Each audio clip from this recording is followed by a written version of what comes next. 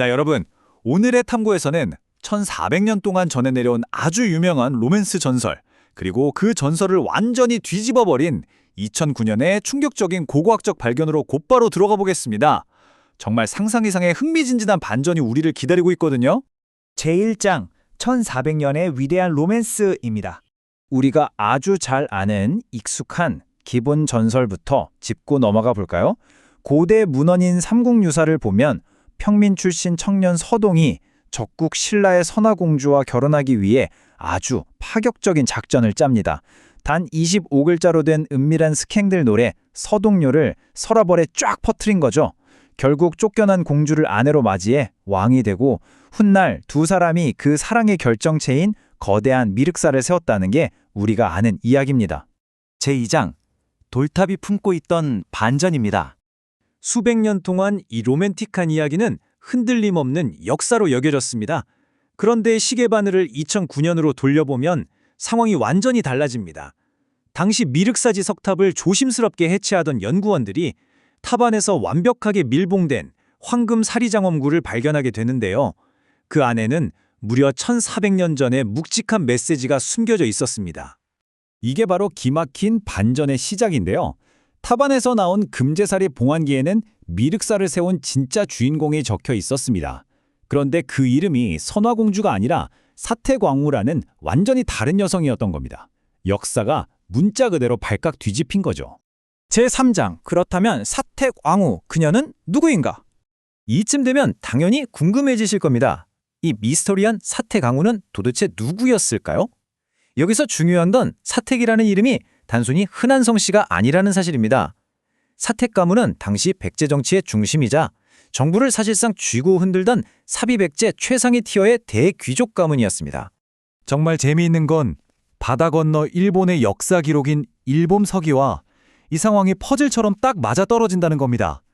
기록을 보면 642년에 국주모, 즉 나라의 어머니가 사망하자마자 다오망이 그녀의 친척 40여 명을 가차없이 숙청해버리거든요. 사태광우가 어마어마한 정치적 파벌을 거느린 실권자였다는 걸 완벽하게 증명하는 대목이죠. 역사적 문헌이나 고고학적 증거들이 전부 다 사태광우의 압도적인 존재감을 가리키고 있습니다. 그럼 여기서 우리는 이런 슬픈 질문을 던지게 됩니다. 우리가 그토록 사랑했던 전설 속 선화공주는 누군가 지어낸 100% 가짜 캐릭터였던 걸까요? 제4장 선화공주는 역사적 허구일까? 이 선화공주를 신화의 늪에서 구출해낼 단서들을 한번 찾아보죠. 익산 지역에 있는 두 개의 거대한 무덤, 쌍능을 보면 놀라운 사실이 밝혀집니다. 여기서 일본에서 건너온 최고급 식이 목재인 금송으로 만든 목관이 발견됐거든요. 이 나무는 무령왕릉 같은 최상급 왕실 무덤에만 쓰입니다. 즉, 무왕 곁에 묻힌 또 다른 초고위급 왕비가 분명히 존재했다는 결정적인 증거입니다. 그럼 왜 공식 역사서인 삼국사기에는 그녀의 이름이 없을까요? 가짜라서가 아닙니다. 역사서는 승자의 기록이죠.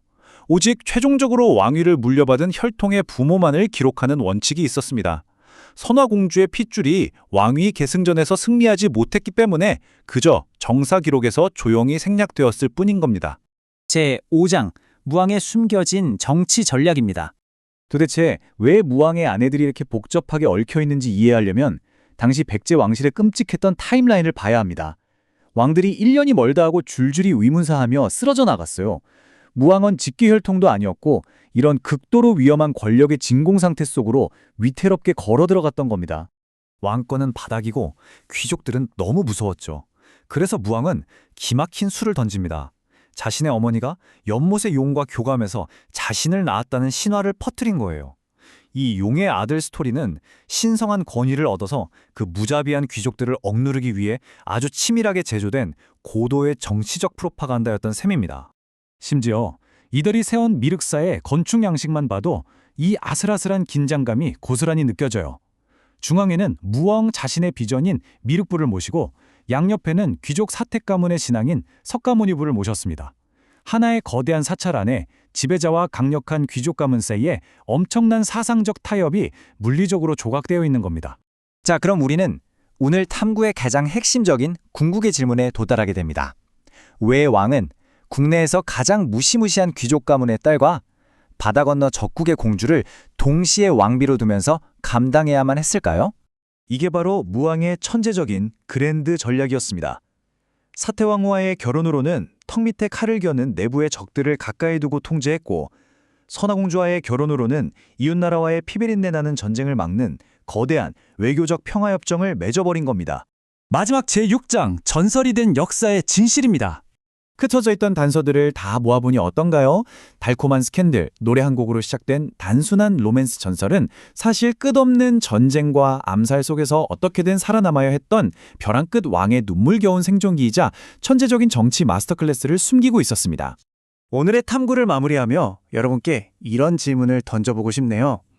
당시 백제 왕실이 마주해야 했던 그 숨막히는 위기를 알고 나니 살아남기 위해 그리고 평화를 지키기 위해 고군분투했던 이 진짜 역사가 그저 단순한 요정동화보다 훨씬 더 웅장하고 매력적으로 느껴지지 않으신가요? 1400년의 시간을 넘어 우리에게 깊은 여운을 남기는 이야기였습니다.